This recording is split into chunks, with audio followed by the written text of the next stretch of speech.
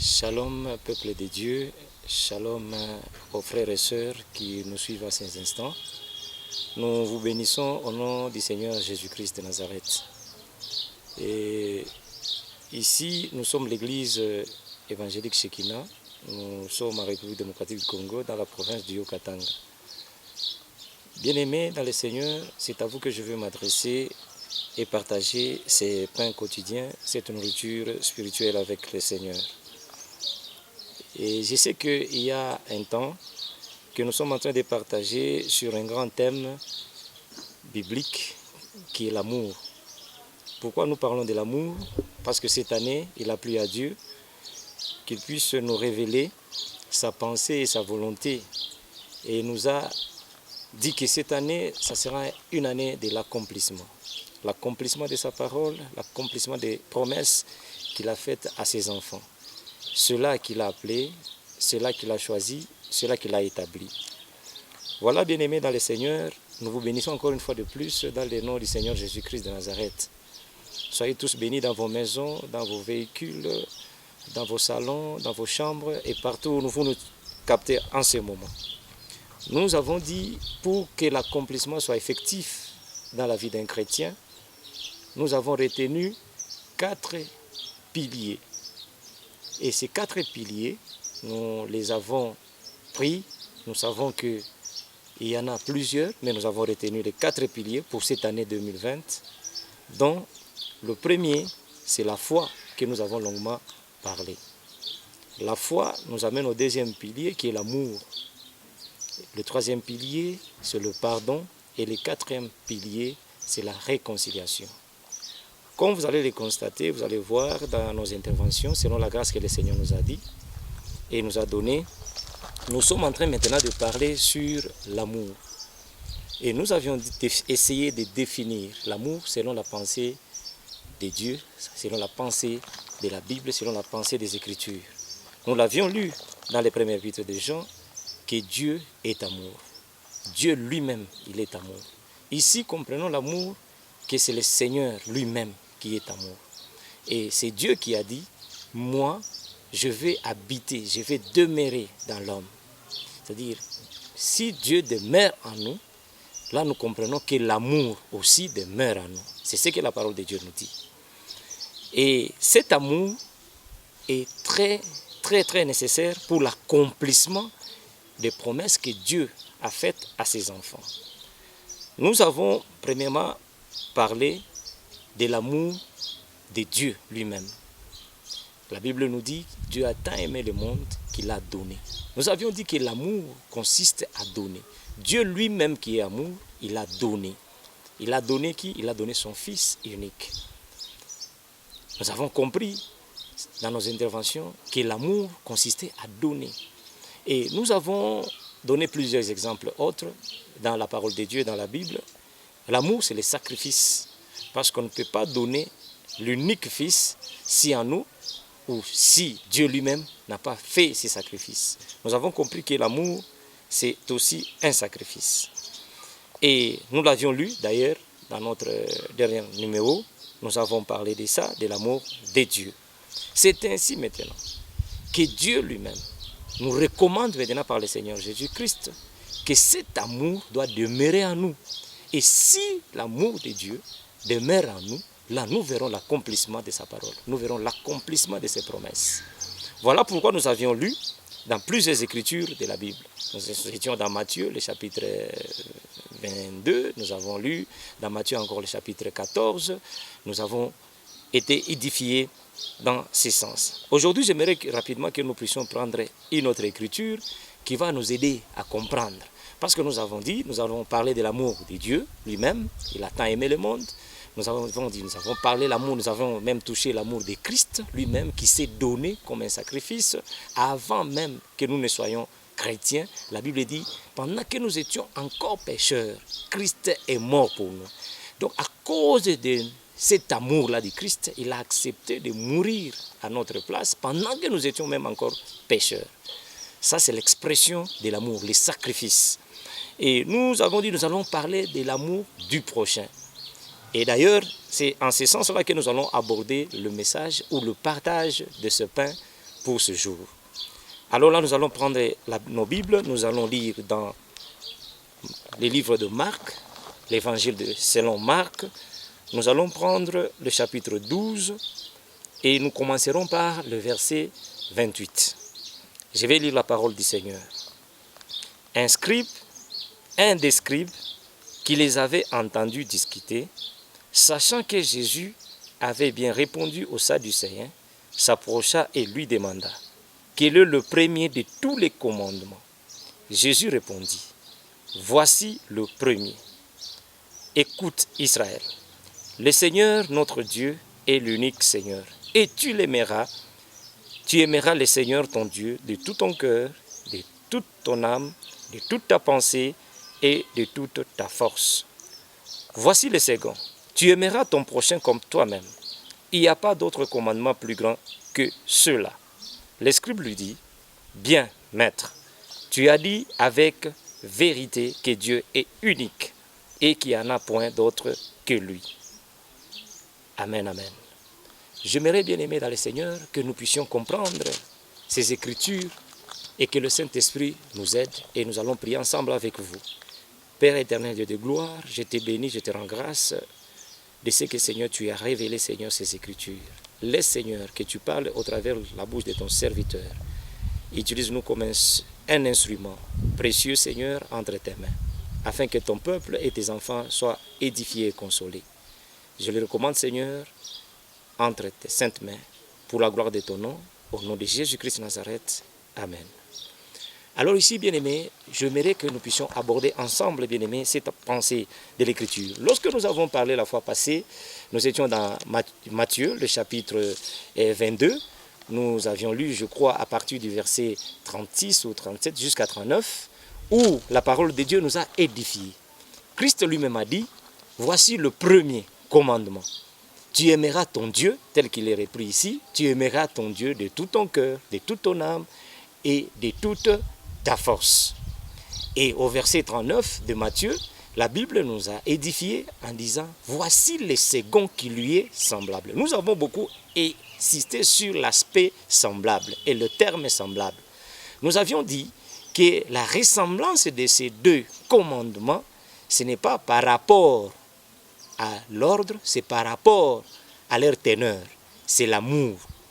Ici, la Bible nous dit, au verset 28, nous sommes dans Marc, le chapitre 12, à partir du 28e verset. Un des scribes qui les avait entendus discuter, sachant que Jésus, ici, j'aimerais, pour votre enseigne, comprendre l'intitulé même du texte que nous sommes en train de lire ici.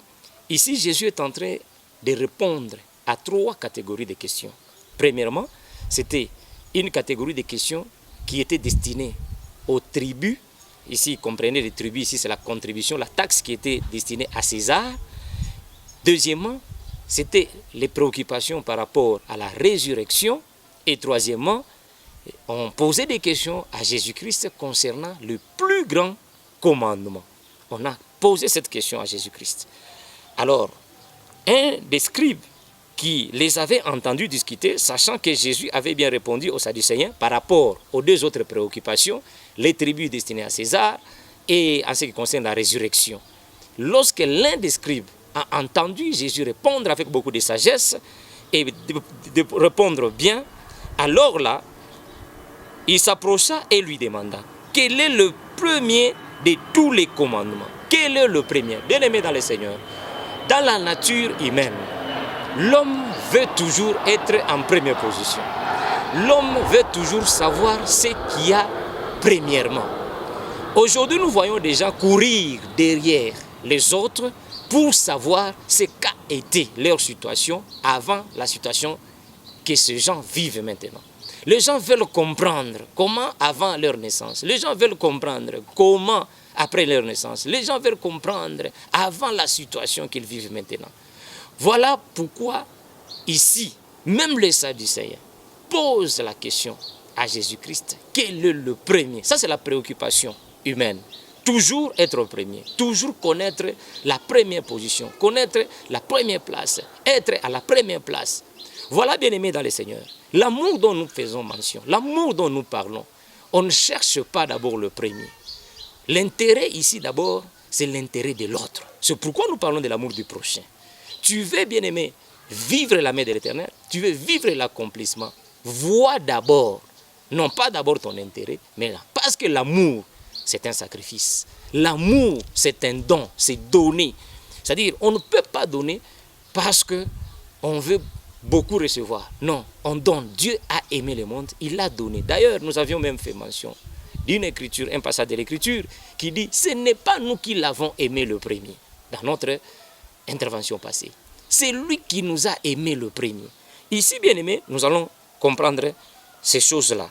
Quel est le premier de tous les commandements? Jésus lui répondit, voici le premier.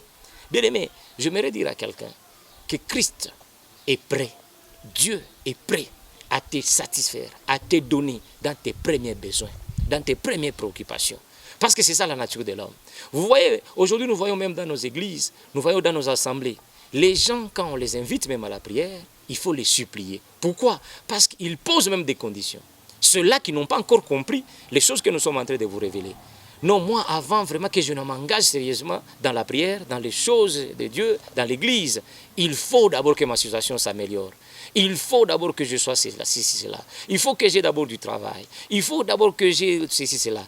Oui, ce n'est pas mauvais, je ne condamne pas. C'est une observation, c'est un constat seulement. Mais, bien aimé dans le Seigneur, ce qui est important, ce n'est pas ce que les hommes recherchent. Ce qui est important dans la vie de l'homme, c'est ce que Dieu cherche. Voilà, ici Jésus-Christ répond parce qu'il est toujours prêt. Dieu est toujours prêt à te satisfaire, même dans tes besoins les plus élémentaires. Même au moment où je parle ici, il est prêt à te donner les premières choses dont tu as besoin. Ici, Christ donne la réponse à ces Sadducéens. Il dit, voici le premier. Le Seigneur, notre Dieu, est l'unique Seigneur.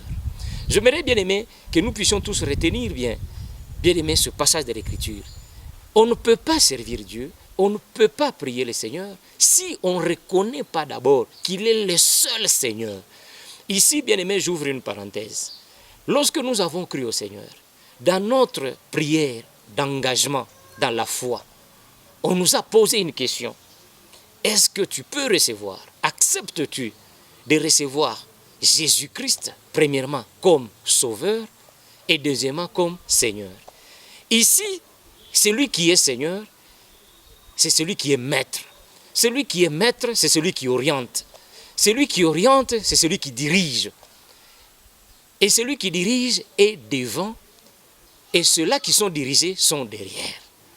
Vous voyez que le Sadducéen pose la question à Jésus-Christ. Quel est le premier commandement? Il voulait savoir ce qui peut précéder, ce qui peut être en avant, ce qui peut être devant. Ici, Jésus-Christ répond, écoute Israël. Le premier de tous les commandements, c'est que tu dois savoir. Écoute ma soeur, écoute mon frère, que Dieu d'abord, il est l'unique Seigneur.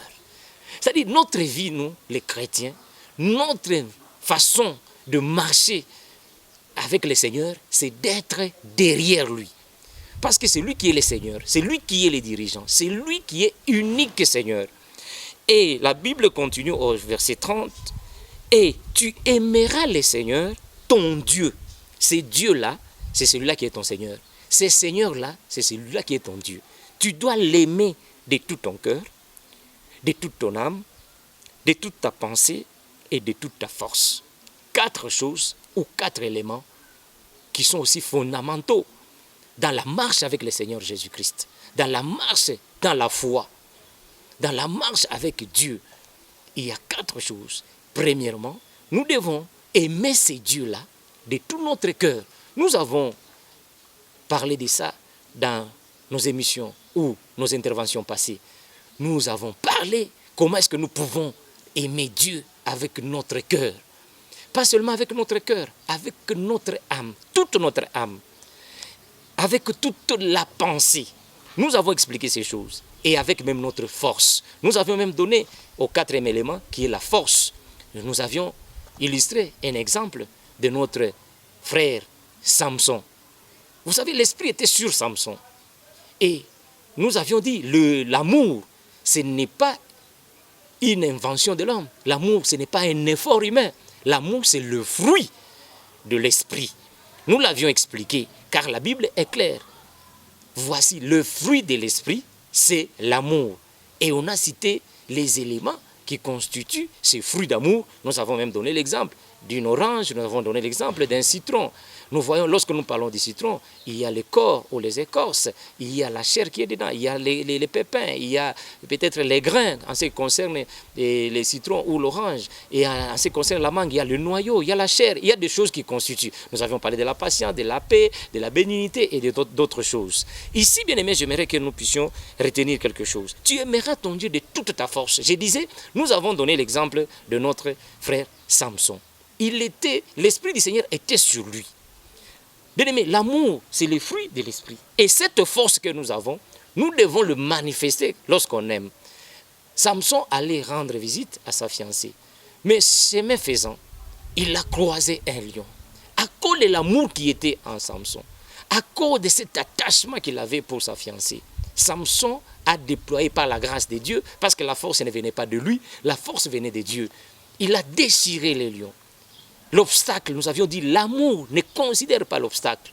Aujourd'hui, il y a des gens, pour servir Dieu, ils voient des obstacles, ils voient des barrières. Ils se disent même, non, je suis combattu. Ils se disent, non, je suis démuni, je n'ai rien, je ne peux pas servir Dieu dans ces conditions. Que Dieu me donne d'abord, que Dieu fasse d'abord. Et là, moi, je verrai maintenant comment est-ce que je peux le servir. Non, bien-aimé. Ici, Christ dit, voici le premier commandement. Dieu est le seul Seigneur, l'unique Seigneur, et tu l'aimeras de tout ton cœur, tu l'aimeras de toute ton âme, tu l'aimeras de toute ta pensée et de toute ta force. C'est le premier. Et la Bible continue, voici le second. Ici, bien aimé, j'aimerais maintenant un peu entrer en profondeur parce que c'est ça même le thème de notre intervention, l'amour du prochain. Nous avions déjà parlé de l'amour de Dieu que j'ai essayé un peu de revenir là-dessus. Ici maintenant, au verset 31, nous sommes dans Marc, le chapitre 12, le verset 31. Voici le second. Nous avions dit, pour rappel, lorsqu'on parle du second, cela entrevoit que la troisième possibilité ne peut pas exister. Sinon, on parlerait du troisième ou du deuxième. Ici, on parle, c'est par rapport à l'ordre. Lorsqu'on parle du premier et qu'on parle du second, la possibilité d'aller au troisième est exclue. Sinon, on parlerait du deuxième commandement, ainsi que le troisième, ainsi de suite. Ici, Christ est clair. Il parle du second. Ici, nous pouvons catégoriser deux sortes d'amour ou deux commandements, simplement. Il y a, premièrement, le premier commandement, c'est l'amour de Dieu, aimer Dieu. Le deuxième commandement, aime ton prochain. La Bible dit, tu aimeras ton prochain comme toi-même. Il n'y a pas d'autre commandement plus grand que cela. Ici, c'est Christ qui insiste.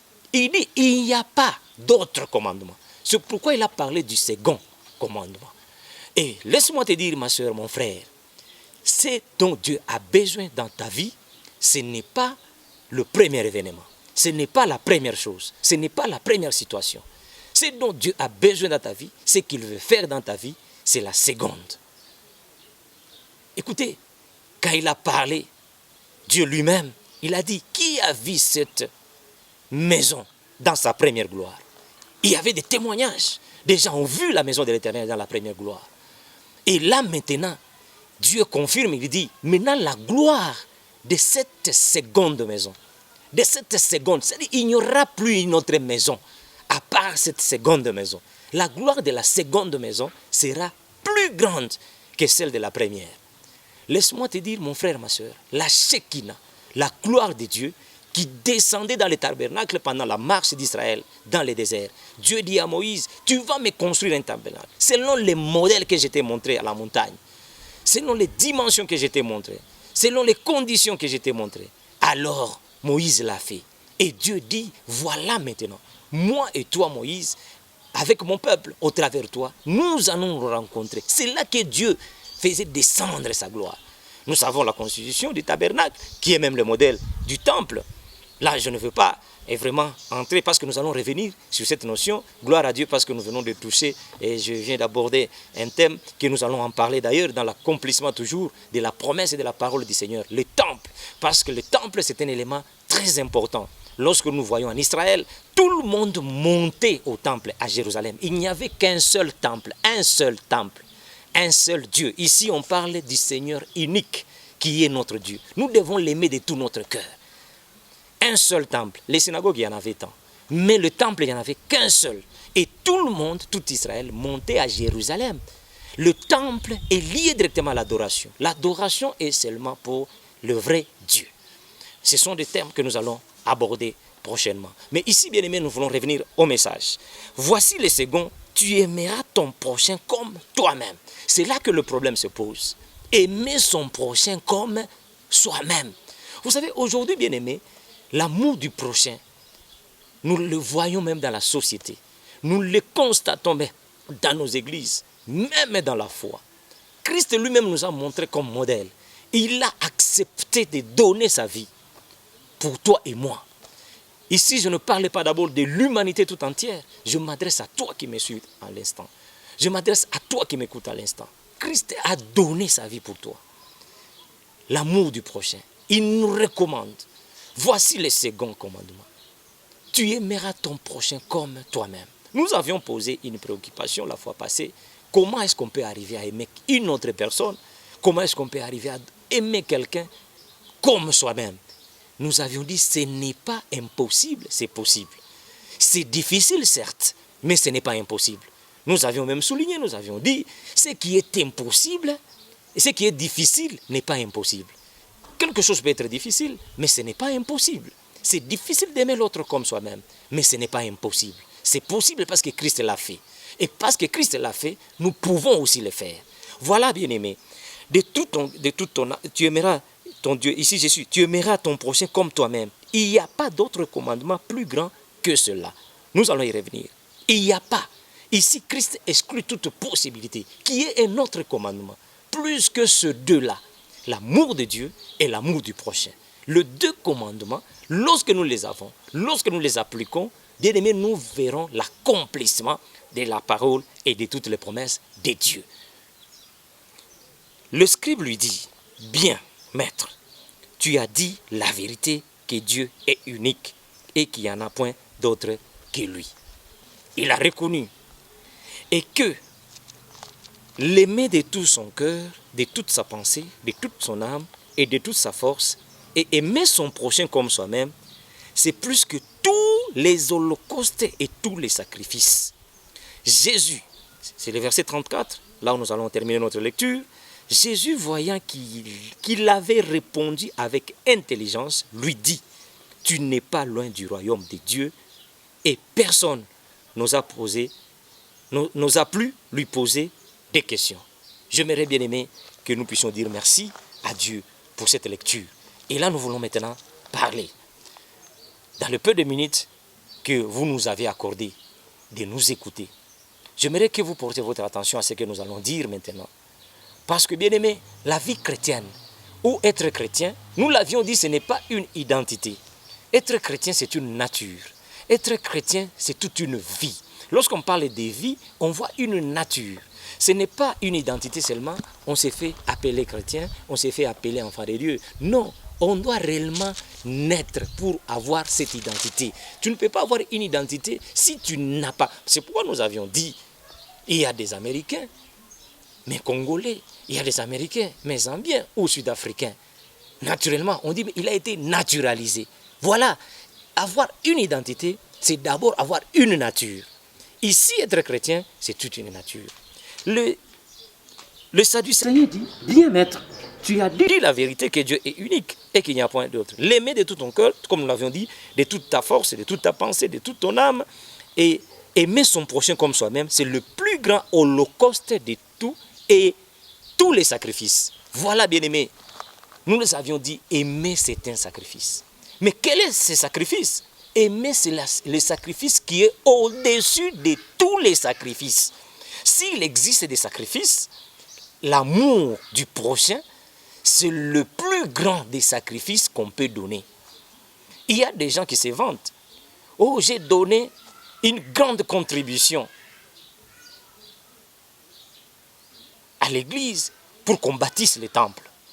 J'ai payé ceci, cela. Il y a des gens qui se vantent, qui disent « je marchais, j'ai fait le pied de longs trajets pour aller évangéliser et gagner les âmes ». Bien aimé, c'est bien de le faire parce que tu as observé les commandements de Dieu. C'est bien de les faire. Est-ce maintenant, nous nous posons des questions.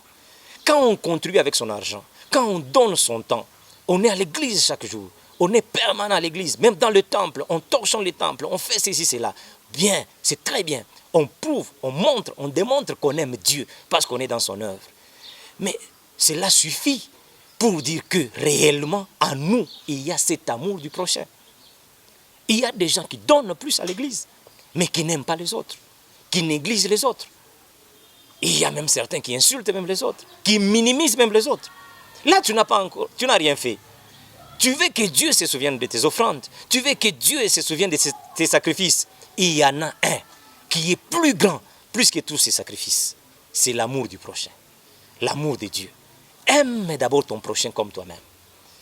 Comment est-ce qu'on peut aimer son prochain comme soi-même? C'est simple à comprendre. Je vais aller par des petits exemples.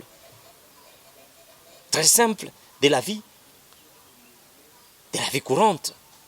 Lorsque nous mangeons dans nos maisons, lorsque nous nous habillons, lorsque peut-être nous faisons des dépenses par rapport à notre bien-être, est-ce que dans nos têtes, dans nos cœurs, parce qu'on dit d'aimer Dieu de toute notre pensée, de tout notre cœur, de toute notre âme et de toute notre force, même lorsque nous travaillons, est-ce qu'il nous arrive des fois de penser aux autres?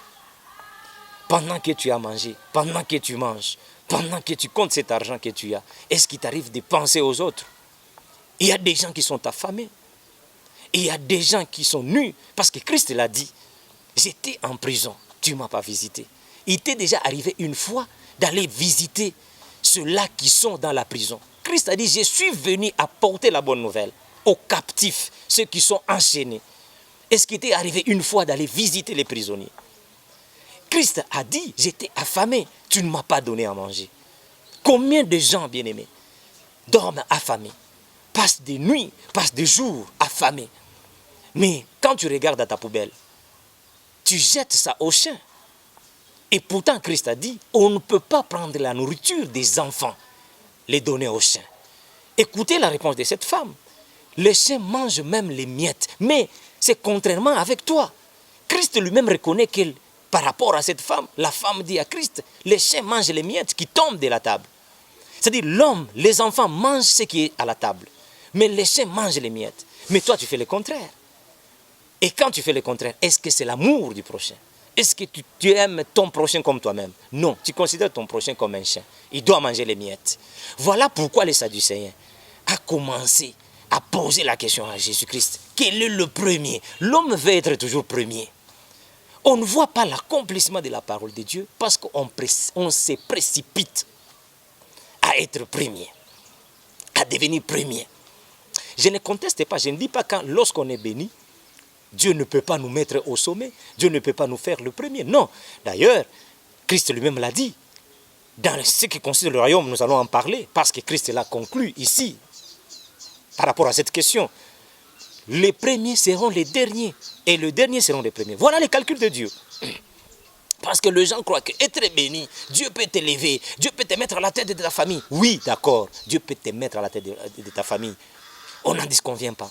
Mais quand il te met à la tête de la famille, est-ce qu'en toi, il y a cet amour, il y a ces sacrifices? Dieu ne t'a pas fait chef de ton entreprise. Dieu ne t'a pas fait chef dans ton quartier, dans ta ville. Dieu ne t'a pas donné les titres que tu as. Dieu ne t'a pas fait pasteur. Dieu ne t'a pas fait ancien d'église. Il ne t'a pas fait serviteur de Dieu pour que tu écrases les autres. Dieu te l'a fait pour que tu manifestes son amour parce qu'il t'a élevé. L'élévation de Dieu, c'est pour que les sacrifices à cause de cet amour se manifestent. Voilà pourquoi la Bible dit, Dieu l'a souverainement élevé à la croix. Mais comment est-ce qu'il a élevé Christ à la croix? C'est dans les sacrifices, dans les douleurs, dans les pleurs, dans les fouets, les clous. Bien aimé, Dieu ne l'a pas élevé, simplement il l'a élevé dans les sacrifices pour montrer cet amour. Mais combien de fois, bien aimé, tu t'es sacrifié? Tu peux marcher, tu dis non, comme j'ai de la nourriture, De la même manière que tu marches pour l'évangile, pour aller gagner des âmes, de la même manière tu peux marcher pour donner la nourriture à ceux qui manquent de la nourriture. Christ l'a dit, j'étais affamé, tu ne m'as pas nourri. Christ a dit, j'étais nu, tu ne m'as pas vêtu. Combien de fois tu te moques des gens qui sont mal vêtus? Combien de fois tu te moques de gens qui sont mal habillés, mal chaussés? Au lieu et en place de leur donner de quoi dont ils ont besoin. L'amour du prochain bien-aimé, c'est aussi un sacrifice. Voilà, bien-aimé, ce que je voulais te dire. Ici, la Bible dit au verset 33 que voici, c'est le plus grand. Ces deux-là sont le plus grand commandement, plus que même les holocaustes. Même les sacrifices. Les holocaustes, ce sont des sacrifices, des offrandes qui étaient destinées à être brûlées. Plus que même les holocaustes. Des choses, les sacrifices là que tu fais. Tu trouves ton argent, tu dis, je prends cet argent-là, je dépense dans l'œuvre de Dieu, je donne, je contribue. C'est bien de le faire. Mais l'amour du prochain, c'est plus que même ces holocaustes. C'est plus que même ces offrandes.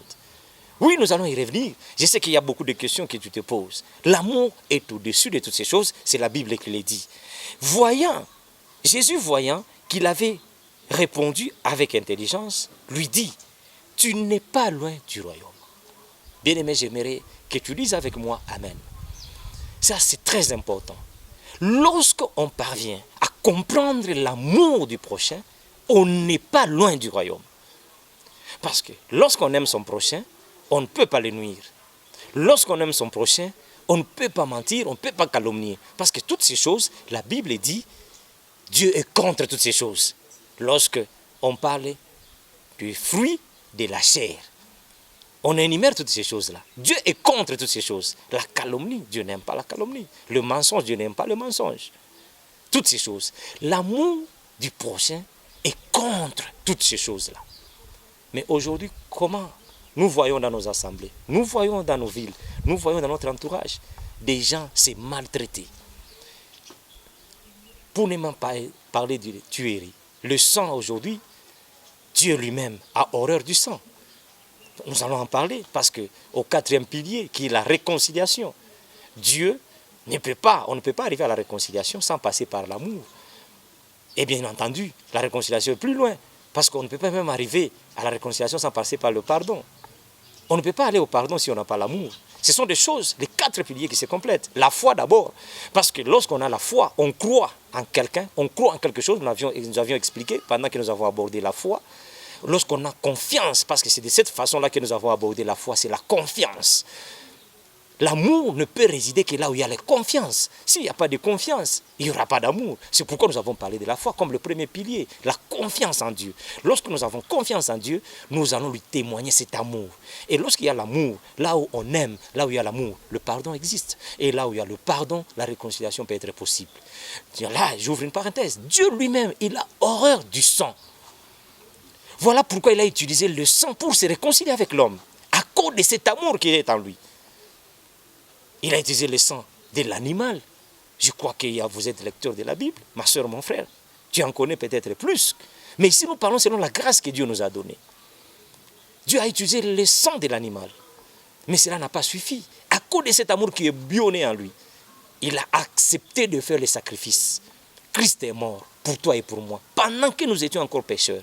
Voilà ce qui est important. Pendant que tu étais encore pécheur, Christ est mort pour toi. Si aujourd'hui tu n'as pas encore donné ta vie à Christ, si aujourd'hui tu n'as pas encore réellement accepté que Christ soit ton Seigneur, parce que Jésus est en train de dire, il n'y a qu'un seul Seigneur, et tu dois l'aimer de tout ton cœur, tu dois l'aimer de toute ton âme, tu dois l'aimer de toute ta force, tu dois l'aimer de toute ta pensée. Et pas seulement aimer ce Dieu-là qui est ton Seigneur, qui te dirige, aime aussi ton prochain, avec lequel vous marchez ensemble. Derrière ce Seigneur-là, tu dois aussi l'aimer comme toi-même. Ne dis pas que moi je vais arriver avant. Ne dis pas que moi je serai toujours devant. Ne dis pas que moi je serai toujours le haut. Non, les premiers seront les derniers et les derniers seront les premiers. Voilà, le deuxième commandement, l'amour du prochain, vient renforcer, vient confirmer, comme nous l'avions dit dans notre intervention passée, le premier commandement. Tu ne peux pas dire, nous allons y arriver, que tu aimes Dieu si tu n'aimes pas d'abord le prochain qui est à côté de toi. Parce que Dieu, tu ne l'as jamais vu. Nous avons donné ces versets. Tu n'as jamais vu Dieu. Comment est-ce que tu peux dire que j'aime beaucoup mon Dieu, je le sers, je donne mes offrandes, je donne mon argent, j'engage mon temps, j'aime beaucoup Dieu. Mais tu es ton frère que tu vois. là la Bible dit que tu es un menteur. C'est le second commandement, l'amour du prochain, qui vient confirmer le premier commandement, l'amour de Dieu. Tu ne peux pas dire que tu aimes Dieu si tu n'aimes pas ton prochain. Commence par aimer d'abord ton prochain, cela va prouver réellement le premier commandement, l'amour de Dieu. Et la seule façon d'aimer ton prochain, c'est d'être au service de Dieu et de contribuer à son œuvre. Voilà, Christ dit, lorsque tu as cet amour du prochain, là tu es aussi, la Bible dit, Jésus, voyant qu'il avait répondu avec intelligence, lui dit, tu n'es pas loin du royaume de Dieu. Lorsque on a l'amour du prochain, en aimant bien sûr Dieu, on n'est pas loin du royaume.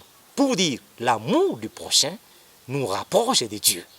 Lorsqu'on a l'amour du prochain, on est proche de Dieu. Tu veux être proche de Dieu et l'amour du prochain. Christ dit, tu as répondu avec intelligence. Et comme tu as compris ces choses, tu n'es pas loin du royaume de Dieu. Et ici, bien aimés, comprenons que le royaume de Dieu ne vient pas de manière à frapper les regards, car le royaume est au milieu de nous. Ici, bien aimés, les choses visibles viennent de l'invisible. Tu veux voir l'accomplissement de la promesse de Dieu, tu veux voir l'accomplissement de la parole de Dieu, mais en pratique cette parole. Aime ton prochain comme toi-même. Et là, tu verras que tu seras près du royaume et tu vas même y entrer.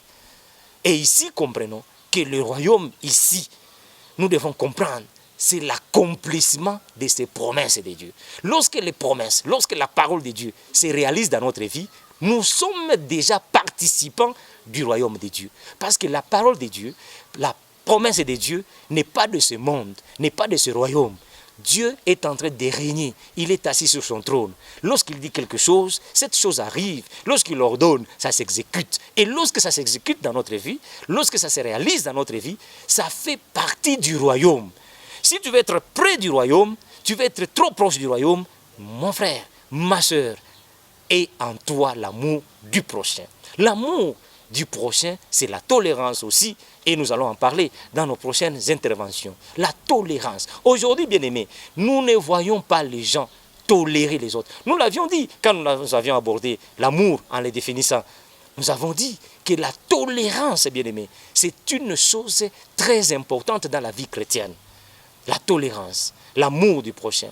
Et nous allons essayer de naviguer dans ces choses. J'aimerais bien aimer me résumer dans ce sens, dans cette intervention. C'est un échange, comme je l'ai dit. Je ne suis pas en train de te prêcher seulement, je ne suis pas en train de t'enseigner seulement, mais je suis en train de partager avec toi. C'est un partage. Je parlais du pain et le partage de ce pain est très important. Ici, bien aimés, comprenons que les Sadducéens qui a posé cette préoccupation au Seigneur Jésus-Christ, parce que Jésus avait déjà répondu, je l'ai dit, aux questions qui étaient relatives aux tribus qui est due à César, c'est-à-dire la taxe qui est due à César. Et après, Christ a parlé de la résurrection, il a répondu à ces questions. Et ici, on lui a posé la question, quel est le plus grand commandement? Retenons, bien aimés, dans cet échange, que le plus grand commandement, il y en a deux. C'est pourquoi, l'autre fois, nous avons dit, voici le second qui lui est semblable. Ici, on ne parle pas de la ressemblance seulement. Ici, on a déjà compris que ces deux se ressemblent. Et il y en a deux, le premier et le second. Et ici, nous avons abordé le second commandement.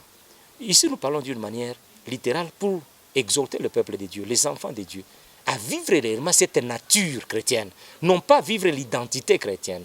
Parce que beaucoup de gens marchent aujourd'hui, ils veulent bien sûr, être appelés frères, être appelés sœurs. Et le mot frère et sœur n'est pas seulement biblique, ça nous devons le comprendre, parce que nous avons nos frères dans la chair. La chair, c'est un complément seulement que je mets. Nous avons aussi nos frères ou nos sœurs dans la chair et aussi dans l'église. Être appelé frère ou sœur, cela ne suffit pas pour que tu sois chrétien. On peut t'appeler frère, mais tu n'es pas chrétien. On peut t'appeler sœur, mais tu n'es pas chrétien. Pour être chrétien, il faut absolument avoir ces deux éléments en soi. Et tu ne peux pas avoir ces deux éléments si tu n'as pas d'abord accepté Jésus-Christ comme sauveur et Seigneur de ta vie. Tu acceptes qu'il t'a sauvé parce qu'il est mort pour toi. Même avant, quand tu étais encore dans les péchés, Christ était déjà mort pour toi. Christ était déjà mort pour moi. Je dois accepter qu'il est mon sauveur. Il m'a sauvé. j'étais destiné à la mort. J'étais destiné à la perdition. J'étais dans les péchés. Je dois accepter qu'il est mon sauveur. Et lorsque j'accepte qu'il est mon sauveur, je dois, deuxièmement, accepter qu'il est maintenant mon Seigneur. Je dois marcher derrière lui. Je dois suivre son modèle. Et comment suivre ce modèle? Ici, nous parlons de l'amour de Dieu et de l'amour du prochain. Et comment aimer son prochain? Nous aimons notre prochain lorsque, bien aimé, nous avons cet esprit de sacrifice vis-à-vis de ce prochain. Car on ne peut pas dire qu'on aime Dieu si on n'a pas d'abord prouvé, nous l'avions dit la fois passée, que l'amour se prouve. C'est comme ça, nous avons même donné un verset là-dessus dans notre intervention passée. Dieu prouve son amour en ce que lorsque nous étions encore pécheurs, Christ est mort pour nous. Voilà ce que dit la Bible. Dieu prouve son amour. Lorsque nous étions encore pécheurs, Christ est mort pour nous. Bien aimé, l'amour, ça se prouve. Aimer son prochain comme soi-même, c'est prouver, exprimer même, expérimenter même. Lorsque ton prochain est en douleur, tu dois aussi ressentir la même douleur. Lorsque ton prochain est dans les dangers, tu dois ressentir. C'est pourquoi, bien aimé, je l'ai dit ici, Christ a dit, j'étais affamé, tu ne m'as pas nourri. C'est-à-dire, tu n'as pas manifesté, tu n'as pas prouvé cet amour vis-à-vis de moi, qui suis ton Seigneur et ton Sauveur. Bien aimé dans le Seigneur, prouvons cet amour, manifestons cet amour, l'amour du prochain. Assistons nos bien-aimés. Il ne suffit pas seulement de porter cette identité, cette casquette, d'avoir ce nom qui est bien d'ailleurs lorsqu'on appelle sœur en Christ, lorsqu'on appelle frère en Christ. On sent que c'est bien, c'est un nom qui est bien formulé. Mais cela ne suffit pas. En plus de tout ça, nous devons prouver cela par des actions, par des actes. Alors Christ dit, lorsque nous manifestons cet amour du prochain, là nous ne sommes pas loin du royaume. Tu veux être participant du royaume, tu veux être membre du royaume, prouve ton amour à ton prochain. Tu seras près du Seigneur, tu seras proche du royaume. Et Christ l'a beaucoup insisté. J'aimerais bien aimer que nous puissions retenir ces choses par la grâce que Dieu nous a donnée. Et nous vous donnons rendez-vous dans le prochain numéro, dans notre prochaine intervention, où nous allons aller d'une manière, je crois, très pratique, afin de comprendre l'amour du prochain. Là, nous sommes en train de construire le socle, le fondement ou la fondation, afin de comprendre d'abord cet amour du prochain.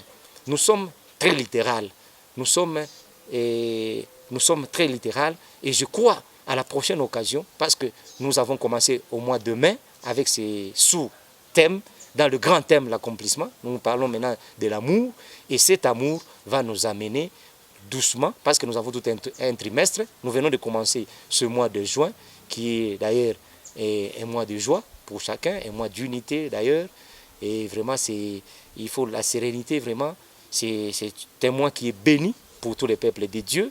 Je sais qu'il y aura beaucoup d'ouverture par rapport à la vie chrétienne et par rapport à la vie même sociale. Nous prions pour notre nation, nous prions pour le monde entier, que cet amour puisse rayonner aujourd'hui dans le monde entier.